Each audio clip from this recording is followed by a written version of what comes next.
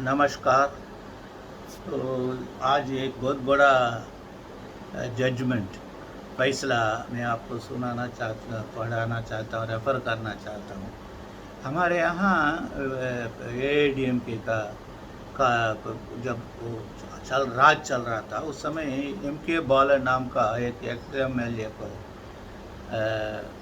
Van में abduct करके ले जाते हैं और उससे पैसा मांगते हैं और उसके बाद उसको कोई प्रॉपर्टीज़ को नेम ट्रांसफ़र करने के लिए कोशिश करते हैं। वो मना किया है, इसलिए उन्हें क्या करते हैं, उनको मार दिया है। मारने के बाद वो लोग क्या किए हैं, तो वो एक डॉक्टर के पास जाके उसके नाम पे ये फॉल्स डेथ सर्टिफिकेट लेके उसको कॉर्पोरेशन क्रीमेशन कर दिया, मतलब उनको जला देते हैं। तो उसके बाद केसेस फाइल होता है, उनको पहले मिसिंग एफआईआर, फिर उसके बाद उनको लोकल पुलिस इन्वेस्टिगेशन करते हैं, फिर सीबीसीआईडी चार्जशीट, पहले बहुत अक्यूज्ड है उसमें। ये इस केस में आप लोग पूरा पढ़ना पड़ेगा। पूरा जजमेंट पढ़ने से आपको बहुत कुछ आप समझ सकते हैं। क्या क्या समझ सकते हैं? 161 स्टेटमेंट सीआरपीसी और 164 स्टेटमेंट सीआरपीसी के अंदर फ़र्क क्या है? ये दोनों जो है वो अदालत में सब्सटेंशियल एविडेंस नहीं होगा, वो कॉन्ट्राडिक्ट करने के लिए, तो रेफ़र करने के लिए मदद कर सकता है।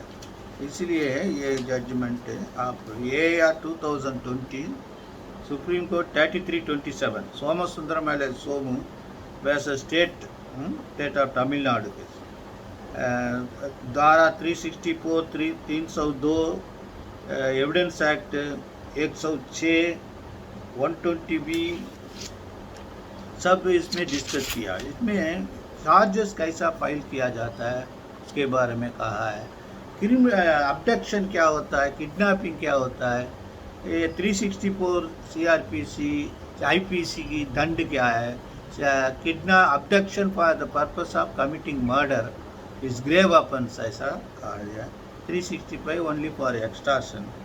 457 IPC confinement for the purpose of extracting money, वो भी उसके अंदर वो फैसला किया है। तो बहुत उच्च न्यायालय का प्रीवियस जजमेंट डिस्कस किया है, जैसा Ziauddin Bahbaruddin Bukhari versus Brijmohan Ramdas Mehar and others. Finally इस केस को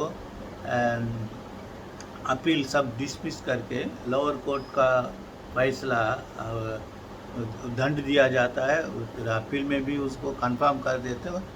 उच्च न्यायालय सुप्रीम कोर्ट भी उसको कंफर्म किया है। 120A आईपीसी, इसमें क्या है, दो और दो से अधिक आदमी लोग सोच के अपने आपस में डिस्कस करके कुछ काम करते हैं, तो 120B के अंतर्गत उनको, वो अगर डायरेक्टली पार्टिसिपेट नहीं किया भी हो, उनको दंड दिया जाता है। तो 120A 409 34 आईपीसी, ये सब क्या है, मीटिंग ऑफ माइंड्स होना चाहिए। उनका दिमाग और अदर एक्यूज का दिमाग में उसमें कैसा मिलता है, तो वो गवाही को ये इस केस में क्या है, ये सर्कमस्टेंशियल एविडेंस। सेशंस कोर्ट जब चलता है अदालत में, तो पब्लिक प्रोसिक्यूटर का पहला कर्तव्य ये है, ओपनिंग ऑफ द प्रोसिक्यूशन उनको करना है।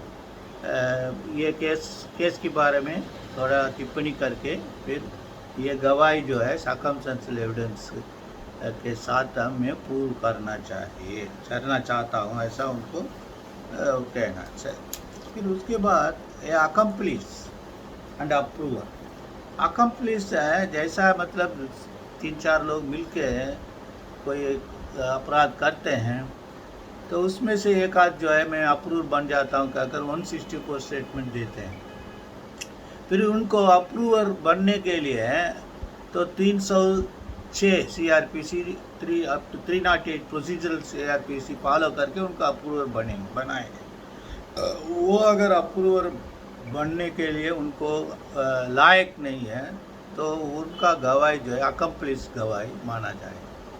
तो अकम्प्लिस गवाही जो है unworthy of credit unless and materially corroborated with other fact. तो इसलिए वो स्केल टिल्टिंग एविडेंस है, स्केल टिल्टिंग एविडेंस। तो फाइनली इस केस में क्या किया है कि हाई कोर्ट का जजमेंट जो है, हर जज साहब क्या क्या कहा है वो सब बारे में उन्होंने अलग से डिस्कस किया है।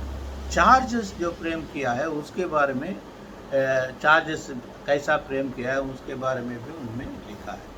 तो इस पूरा जजमेंट में एक अक्यूज्ड को अपराध सबूत हो कैसा हुआ ऐसा कहने के लिए हर आदमी की इन्वॉल्वमेंट है, उनकी एविडेंस अलग अलग से डिस्कस करके फैसला, ये सब जो है आप लोगों को बहुत मदद होने की मदद हो सकता है। तो मैं पहले ही आपको कहा था कि मेरा जो किताब आया वो बदल के आया था। मैंने मंगवाया था हिंदी लॉ डिक्शनरी, वो सिर्फ हिंदी डिक्शनरी भेज दिया। अब हिंदी लॉ डिक्शनरी मंगवाया, आने के बाद मैं थोड़ा बहुत प्रिपेयर हो जाऊंगा। हिंदी में जो कानून का प्रॉपर शब्द जो है उसको मैं सीखने के बाद आप लोगों के साथ में फिर से बराबर में बात करने की कोशिश करूँगा। ये मेरा ये फ़िलहाल जो है मैं भी मानता हूँ थोड़ा बहुत गलत हो सकता है, मगर मेरा एम एंड ऑब्जेक्ट सिर्फ ये है कि ये हर महीने में तो ये किताब आता है। मैं 1981 से किताब मंगवा रहा हूँ, तो महीने आ जाता है। तो उसमें हर जजमेंट पढ़ने के लिए आप लोगों को वक्त नहीं होगा। तो बीइंग ए प्रैक्टिशनर, अब जो जजमेंट है तो आप लोगों का फ़ायदा में आ सकता है। जो आपको ज़रूरतमंद से उनको पढ़ के ध्यान में रखने, उनका कापी निकाल के अपने हाथ में रखना है। तो वो जजमेंट मैं आपके सामने लाता हूँ। तो अगर किसी को कोई चीज़ के बारे में आप लोगों का जानना चाहेंगे, इसके बारे में हम लोग जानना चाहते हैं, तो आप मुझे मैसेज भेजिए। मैं इसके बारे में उस बारे में आपको थोड़ा बहुत पढ़ के मैं आपके साथ ये सब मैं आपको करने की कोशिश करूँ। इसलिए इस जजमेंट में एक बात और है, अपने यहाँ जो है वो AIADMK के जयललिता पीरियड में शशिकला नाम का एक लीडर था, तो उनका नाम भी इसमें जजमेंट में लिखा गया है। तो ये क्या है, वो शशिकला नाम की आवाज़ से A3 को A2 बात कर रहा है। तो ये कैसा प्रूव करना है, तो वॉइस रिकॉर्डिंग जो है उसको कैसा प्रूव करना है ये भी उसमें लिखा है। तो वो गाइडलाइंस है। तो आप लोग ऐसी बारे में कोई voice recording, family court cases में, DVC में आप voice recording, dowry demand case में वॉइस रिकॉर्डिंग है, तो उसको कैसा प्रूव करना है तो आप उस जजमेंट में लिखा है। तो आप उस जजमेंट को पढ़ के तो ये वॉइस रिकॉर्डिंग ये है। इलेक्ट्रॉनिक मीडिया आजकल e communication, WhatsApp communication, phone threatening, ये सब जो है इंफॉर्मेशन टेक्नोलॉजी के एक्ट के मुताबिक आप अगर रिकॉर्ड करते हैं तो आपको दो तरीके से उसको अदालत में पेश कर सकते हैं। पहले सर्टिफिकेट करना चाहिए 65 ये ऑफ इंफॉर्मेशन टेक्नोलॉजी, 65 ये of the Indian evidence act और इंफॉर्मेशन टेक्नोलॉजी एक्ट के मुताबिक, नहीं तो किसी ने उनको सर्टिफिकेट देना पड़ता है। मैं इसको बराबर रिकॉर्ड किया हूँ, ये रियल कम्युनिकेशन, इस पर टैम्परिंग नहीं है, ऐसा आप गवाही देने के बाद ये मार्क कर सकते हैं। अभी रिसेंटली सुप्रीम कोर्ट ने कहा है पहले मार्क करने के बाद भी आप सर्टिफिकेट दे सकते हैं, ऐसा बोला। तो सर्टिफिकेट देना है, नहीं तो जब आप अपनी खुद की सेल से उनको रिकॉर्ड किया है तो आप कह सकते हैं कि मैं अपनी खुद की सेल से ये रिकॉर्ड किया हूँ। नहीं तो आप CCTV कैमरा में रिकॉर्ड हुआ तो मेरा घर में मैं CCTV कैमरा अलग से रखा हूँ, उसका ऐसे पेश किया हूँ, उसमें कोई टैम्परिंग वगैरह नहीं किया, ऐसा सर्टिफिकेट एविडेंस देना, इसमें ज़्यादा ध्यान देंगे। जय हिंद।